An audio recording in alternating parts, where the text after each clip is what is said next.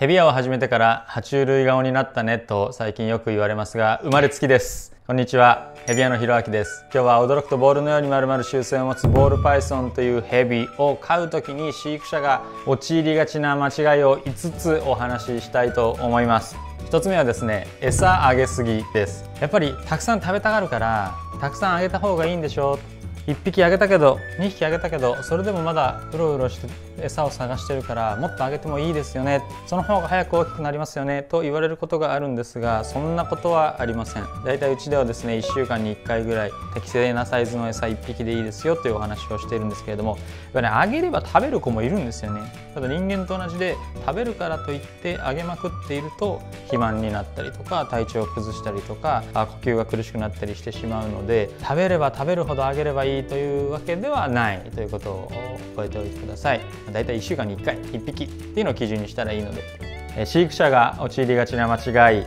その2は触りすぎですね。ボールパイソン飼ってヘビ飼って可愛いからもういつも触っていたいんです、その方がきっとヘビちゃんも喜ぶでしょ、その方が愛が伝わるでしょというふうに考える方もたまにいらっしゃいますけども、そんなことはなくて、今こうやってハンドリングって言って、手に持っていますが、基本的には触らないで良いですね。触りたい気持ちは分かりますが、どっちかっていうと触らない方がヘビとしては安心すると思うので、たまにこうやって遊んでもらう分にも全然いいと思うんですけど、毎日触ってあげなきゃいけないとかそんなことはないですね。体調は大丈夫かな、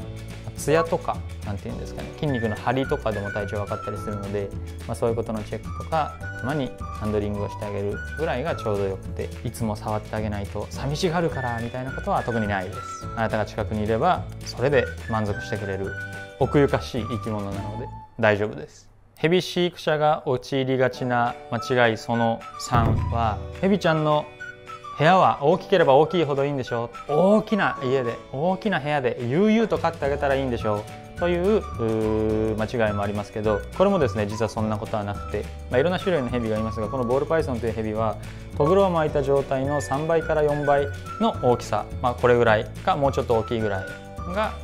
適正サイズと言われています。あまり大きいと逆に緊張して落ち着かなくなってしまう、ストレスになってしまう、あまり高いと落ち着かなくなってしまうということがあるので、そんなに大きな飼育スペースは必要ありません。よくですねイベントとかに行って、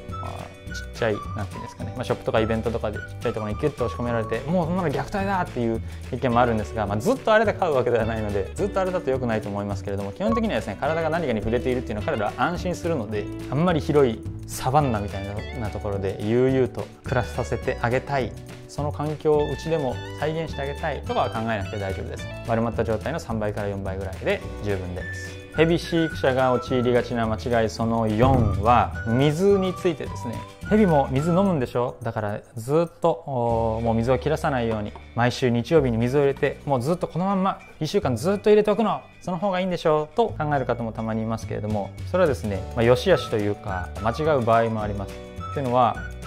そんな人間みたいにですね四六時中水を飲んでいる必要があるタイプの生き物ではなくて、毎日水があるってことは別に悪いことでは全然ないんですけど、だったら毎日水を変えるとかこまめに交換をしてあげる必要があります。毎週日曜日サザエさんを見ながらね、私は水をここに入れてこのまんまなのっていうのは危ないですね。というのはこの中に糞をしたり尿をしたりするんですね。で彼ら水があれば飲みますので、自分たちが出したものを飲む、それでお腹を壊す、体調を崩すということになってしまうこともありますから、水を切らさないということは間違いではないんですけど、1週間入れっぱなしとかずっと入れっぱなしとかなくなるまで干上がるまでそのままっていうのはそれはすごく良くないので、ずっと入れっぱなしするんだったら毎日あるいはこまめに変えてあげるようにしてください。新鮮な水大事です。ヘビ飼育者が陥りがちな間違いその5は、湿度高すぎは結構ですね勘違いすることが多いんじゃないかなと思います。ヘビはですね1ヶ月に1回ぐらい脱皮するんですね。ちっちゃければもっと早かったりするかもしれませんけれども、その時に脱皮不全といって鱗がきれいに殻が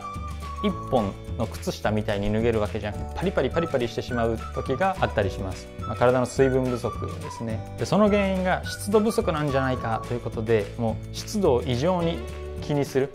常にここに霧吹きをして湿度が 80%、90% までいくようにしたりとか、湿度計とかを使ってやばい 60% 切っちゃった、 70% になっちゃった、どうしようどうしようと不安になる方もいますけれども、もともとアフリカからやってきたヘビなんですが、ボールパイソンっていうのはアフリカって別にそんな年がら年中ずっと湿度が高いわけじゃないんですね。乾燥地帯とかも季節もあったりするので、彼らはですね超高温多湿でずっと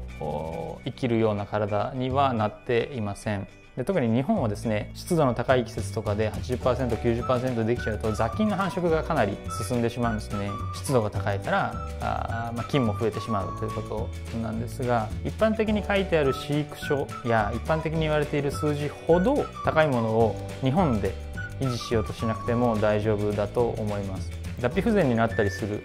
綺麗な靴下みたいな一本脱ぎができなかったりする原因は環境湿度じゃなくて体内の水分が足りていないからなので、きちんとご飯を食べていれば、めったになることはありません。だから脱皮がパリパリしてきちゃったからという時に急いでね80%、90% に加湿器を炊いてそのままずっと買うとかになっちゃうと環境的に不衛生になっちゃったりするので、ここまで超シビアに高温多湿を維持しなくていいかなと思います。もちろん低すぎるとね呼吸器がダメージを負うので低すぎも良くないですけど。